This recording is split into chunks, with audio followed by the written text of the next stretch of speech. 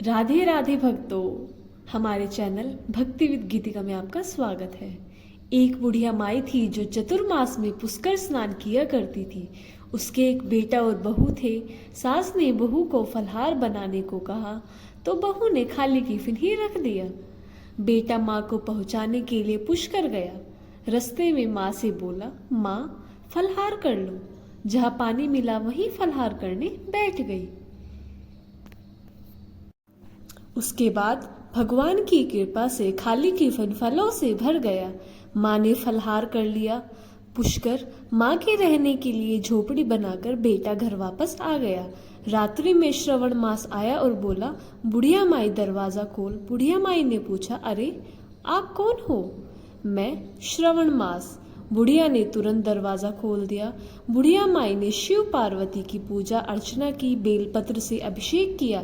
जाते समय श्रवण मास ने बुढ़िया माई को आशीर्वाद दिया और झोपड़ी की एक दीवार सोने की हो गई। भाद्रपद मास आया। उसने भी दरवाजा खोलने को कहा। बुढ़िया माई ने दरवाजा खोला। सत्तू बनाकर कजरी तीज मनाई। भाद्रपद मास ने बुढ़िया माई को आशीर्वाद दिया और झोपड़ी की दूसरी दीवार भी सोने की हो गई। अश्विन मास आया और उसने भी दरवाजा खोलने को कहा। बुढ़िया माई ने दरवाजा खोला, पितरों का तर्पण किया, ब्राह्मणों को भोजन कर श्राद्ध किया। नवरात्रि में माँ दुर्गा को अखंड ज्योति जलाकर प्रसन्न किया।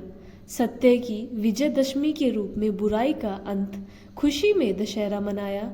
अश्विन मास ने जाते समय प्रसन्न होकर तीसरी दीवार भी बहुमूल्य रत्नों से जड़ित कर दी और बुढ़िया माई को सदैव प्रसन्न रहने का आशीर्वाद दिया।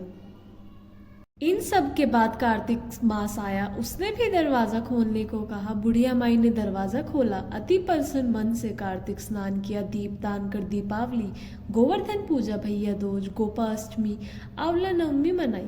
कार्तिक मास ने जाते समय आशीर्वाद दिया और झोपड़ी की जगह महल बन गया। बुढ़िया माई गरीबों की सेवा कर भजन कीर्तन में अपना समय व्यतीत करने लगी। बेटा अपनी माँ को लेने आया तो माँ को ना पहचाना और ना ही झोपड़ी को पहचान सका। तो पड़ोसियों से पूछा। उन्होंने बताया। बेटा माँ के चरणों में गिरकर बोला, माँ घर चलो। सारे सामान के साथ घर ले आया। सासू माँ के ठाट बाट देखकर बहू के मन में लालच आया और उसने अपनी माँ को भी पुष्कर छोड़ के आने को कहा तो उसका पति अपनी सास को भी पुष्कर छोड़ आया। परंतु बहू की माँ की धर्म कर्म में बिल्कुल रुचि नहीं थी। वह 4 समय भोजन करती, दिन भर सोती। चारों मास आए और चले गए।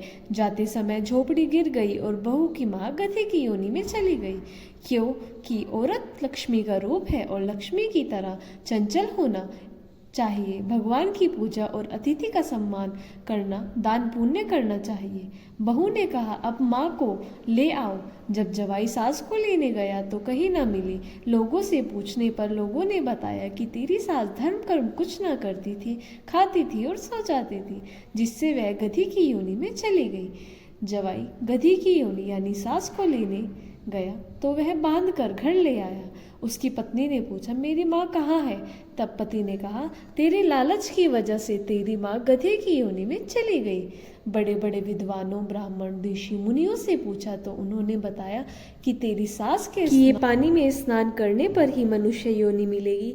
तब बहू ने ऐसा ही किया और उसकी माँ पुण्य मनुष्य योनि में आ गई। बुढ़िया माई को दिया वैसे सबको देना, कहते सुन के हुंकार भर दे।